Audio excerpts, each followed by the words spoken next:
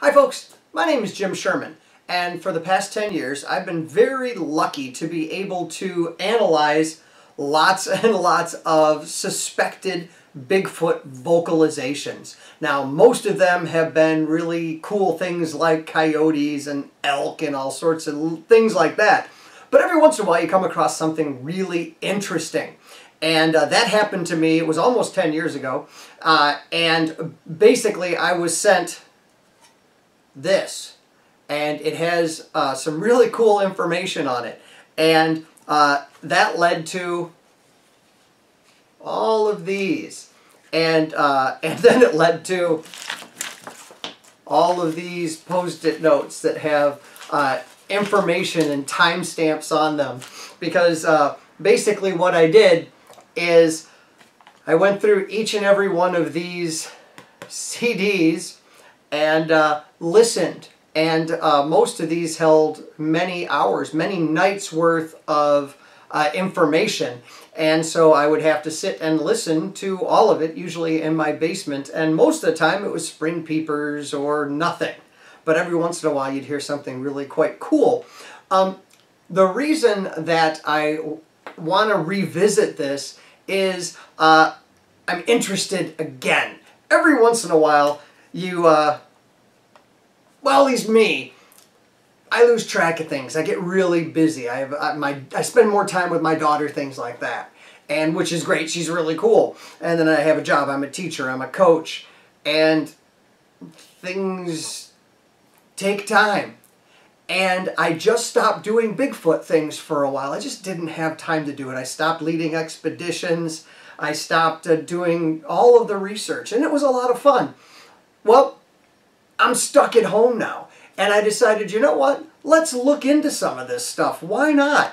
And I decided, you know what? I'm going to go back to the vocals that I received early on. Not the first vocals I ever heard, not the first recordings I was ever sent. And it wasn't even my first investigation, but this one was a pretty big deal. This was in Isabella County, Michigan, which is, I'm from Michigan, right about in the middle. But when I got this this CD, it was pretty impressive. What happened was the homeowners, the property owners, they had a really big barn. They had, oh my goodness, chickens, goats, horses, things like that.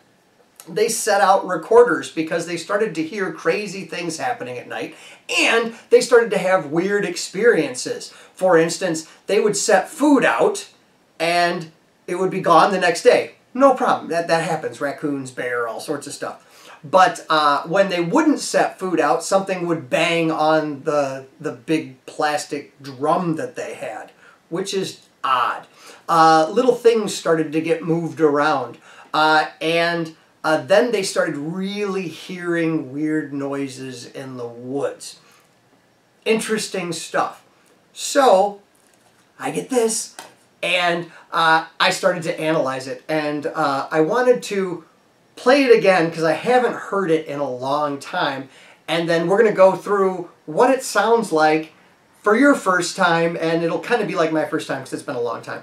Most of the recordings that I do are with something like this. It's a Sony IC recorder, and it's idiot-proof. That's why I use it, and that's why I have about 10 of these. One of the things that you can do is really simply turn it on and throw it somewhere, and you don't have to worry about it. Or you can attach a simple microphone like this, wear this inside a pocket, whatever, and have this here. I found that attaching it to a backpack or something like that, if you're walking, is actually better because if it's here, it's going to get more movement and noise and stuff like that. But this is a really cool thing. Your Tascams are really good. Most of these recordings were done with a Zoom recorder, but any recorder that you have is better than not having a recorder at all. And I will tell you that no matter what happens, when you are in the dark, in the woods, particularly if you're alone and you hear a howl, a whoop, a growl, or something creepy, it doesn't matter if it's a chipmunk, it's going to be more crazy and more spooky than when you hear it on a recording. So if you ever get a recording that's like, wow, that's loud and spooky, imagine what it was like to be really there in the dark.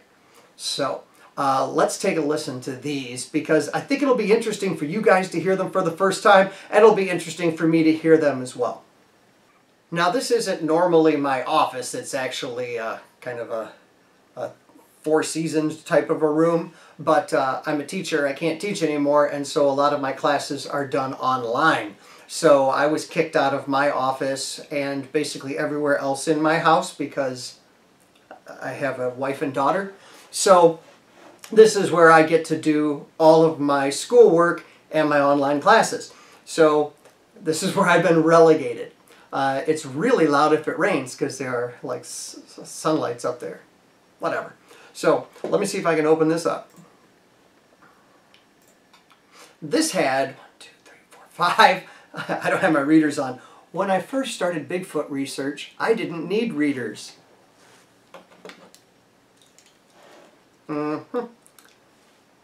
Yeah, there are 5 bits of information here. And so we're just going to listen to the first one. I don't remember what's on them. The first one looks like it might be maybe 4 minutes long. I'll know in a minute. And we'll see what the sound sounds like for you guys.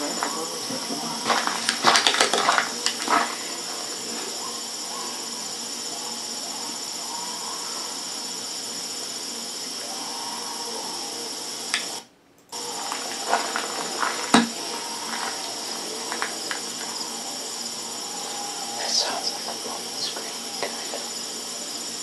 No, I don't know. It's scary. Okay, I'm going to try to make this a little bit louder for you guys. That's going to be louder. What the property owner just said was, that sounds like a woman screaming. But you can hear in the background noises that kind of sound primate-like.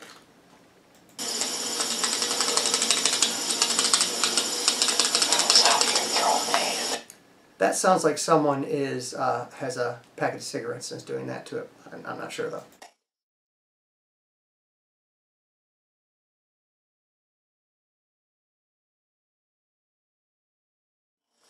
I'm going to have to clean up that language.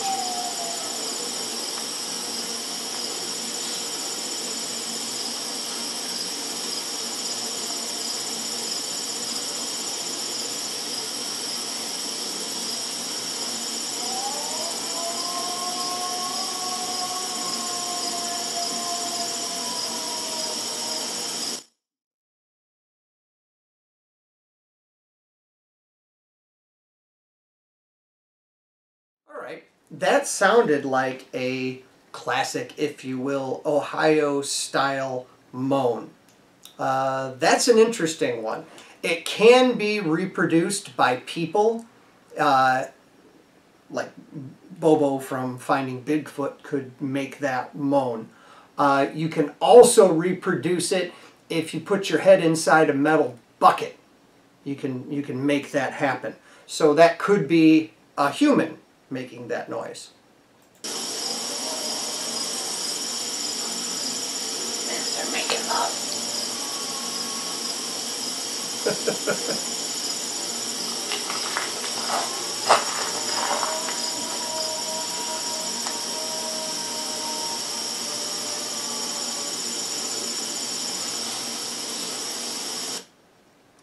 That one was interesting only because it was loud. It's a ways away, but it was long, and it's hard to maintain a long and loud howl like that. Again, this could be people, but that's interesting.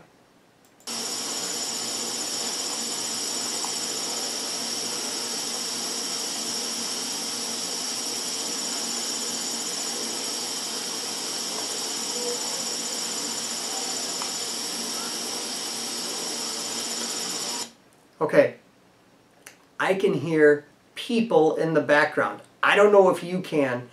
It's really subtle.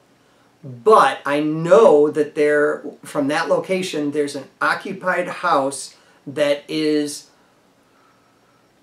about 800 meters away. That's half a mile. And I know that's the nearest occupied dwelling. this noise I know wasn't coming from that direction. It was coming from about a mile away. If it's the next house. So what we could be hearing possibly is noise occurring over here, and then farther away, people responding. Maybe? I don't know. And it could be in the same location. I'm just not sure.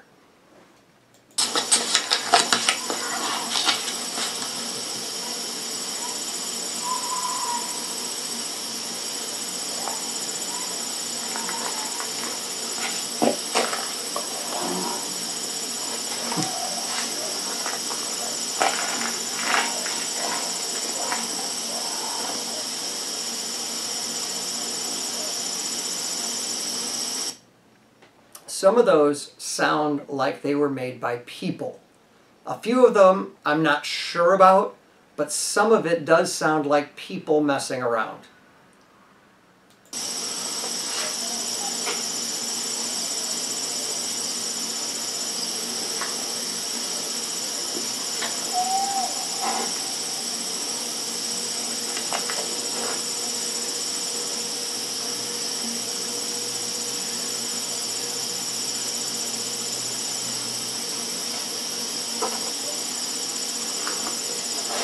That might have been a wood knock. I don't know. One of the things that I like to look for is, or listen for really, is if there are multiple things that point away possibly from a person. Is it coming from a place in the woods where people aren't normally? That's one thing I look for. Are there wood knocks? Because wood knocks and vocalizations are kind of interesting when you put them together. Now granted, because of finding Bigfoot, people go out in the woods and they bang on trees all the time. But this was pretty darn early. And finding Bigfoot was super new and not yet popular at this point. Who knows?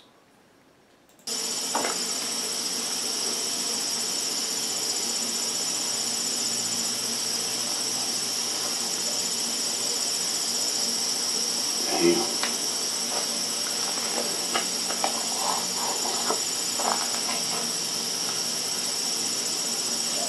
You sure you want me to bring one of those rifles to you tonight? Yeah.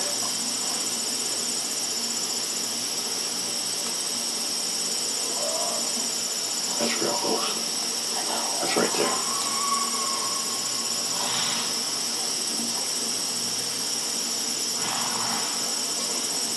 Okay, one of the things that you should know is that you can hear horses, and horses respond to noises and things like that.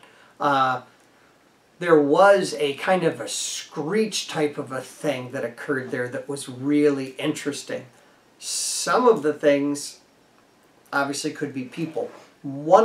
Eventually one of the things I recognized about this property was there were people that were out there making noises all the time, and they were making Bigfoot type noises, and they were doing it purposely.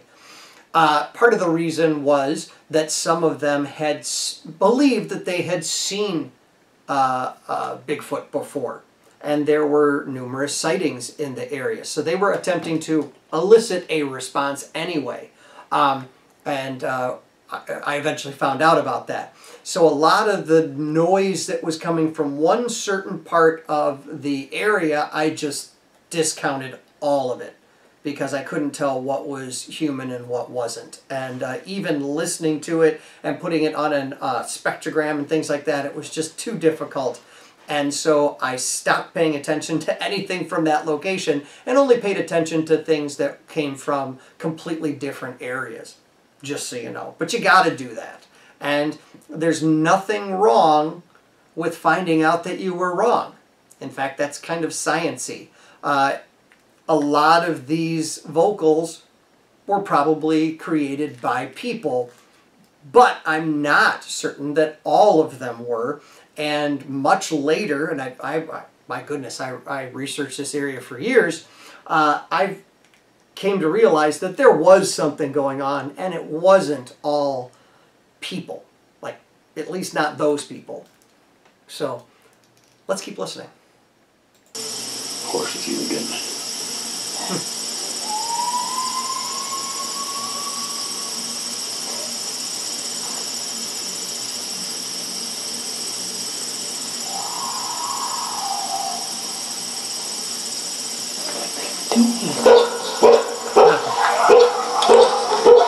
might as well push. Yeah, I remember this because the dogs go ballistic and it ruins everything, and then the recording stops.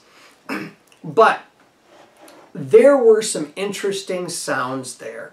What I'm going to do is I'm going to put this on a spectrograph, and you'll be able to see some of that noise.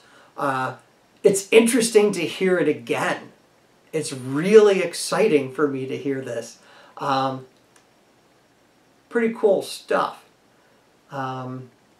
Again, some of it may have been people, but not all of it.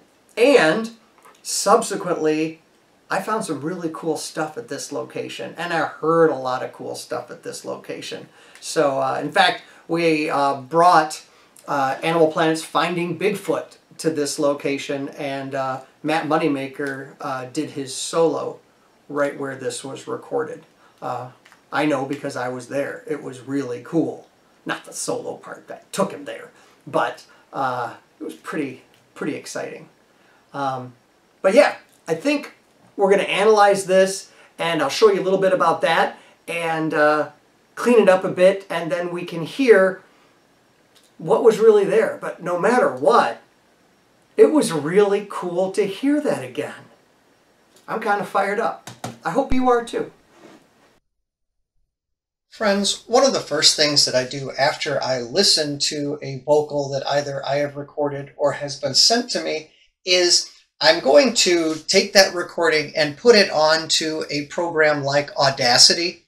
And what that does then is it allows me to cut out all sorts of things. I can cut out dead airspace. I can cut out certain noises, like if there's a whole bunch of crickets or something like that. But usually what I use it for is simply to cut it and then to amplify noises. So if there's a howl or something far away, I can amplify that. And if there's a bang or some kind of noise that's close to the recorder that was unnecessary, I can either kind of dampen that sound or eliminate it altogether. The other cool thing that you can do once you've done that is you can then get a visual of the sound itself. So it's kind of a neat way to study. Eventually you can look at the sounds and figure out really quickly what's worth listening to and what can be skipped. And so it can actually save a lot of time. I do not like to manipulate the sounds themselves much apart from amplifying them just to make them louder, because I really don't like to change what's going on. So most of what I use is simply to cut out dead airspace. But what you're going to see next is simply a visual of some of the sounds that we just heard. A few of them were recorded later, and one of my good friends, Monongahela, helped me create this video so you can see what you're actually listening to. And it's kind of a neat trick. It's pretty cool, and he's so much better at it than I am. But I figured I would just use this, that it was already created, rather than reinventing the wheel. So let's take a look at what we have here.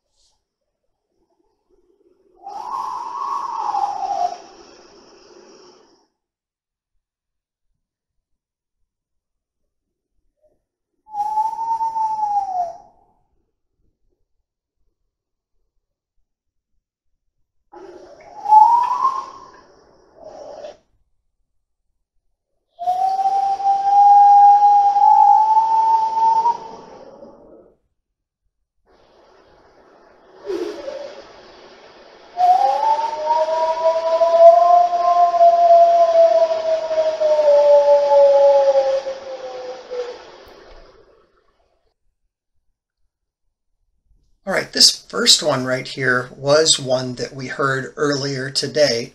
Take a look at that and that.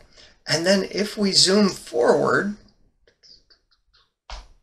and we get here, you can see almost the same look, which makes me think same vocalizer, more than likely.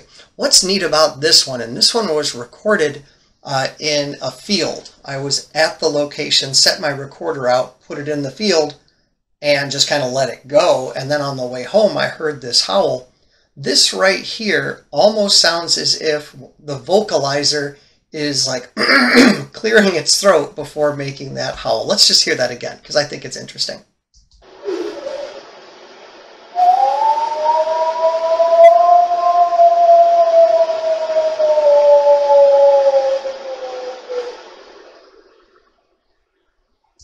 All right, now with the next one, what you're going to hear is it was the same day, just hours later, and you can actually hear a real live reaction from the person standing next to me and then me.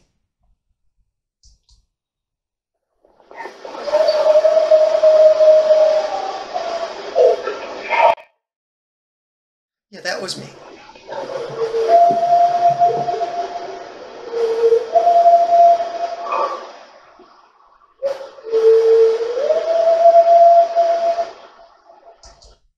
In that one also, you had the opportunity to hear a reaction. It's actually right here, and that was the woman standing next to me went like that, which is completely understandable because it was kind of scary stuff. But one of the neat things that you can do when you're looking at a spectrograph like this is you can get rid of some of the unnecessary noise and you can focus just on what you really want to hear.